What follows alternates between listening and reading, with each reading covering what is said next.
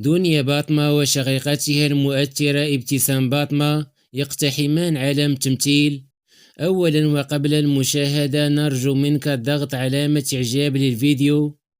كشفت دنيا باطمة عن خبر ولوجها لمجال التمثيل عبر تدوينة نشرتها على صفحتها الرسمية بموقع التواصل الاجتماعي انستغرام، معبرة عن فرحتها من هذه التجربة الجديدة بجانب مجموعة من الممثلين المغاربة وكذلك شقيقتها المؤثرة ابتسام باطمة تجربة التمثيل.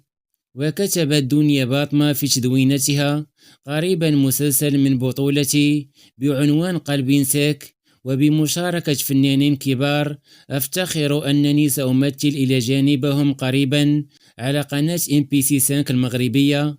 وأضافت قائلة: المسلسل من إنتاج شركة ميديا برودكشن، شركة كبيرة بإمكاناتها وأعمالها الناجحة دائما، وأشكرهم على التقارير والأخبار والاهتمام والسيناريو المبدعة. صديقة العمر وإخراج المخرج العبقري إبراهيم شكيري.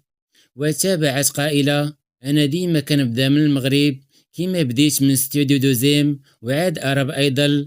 خاصك تبدا من بلادك حسن ما تبدا من بلاد أخرى، كاين ومازال كاين بزاف العروض، خليها مفاجأة وما بغيش نحرق المفاجأة.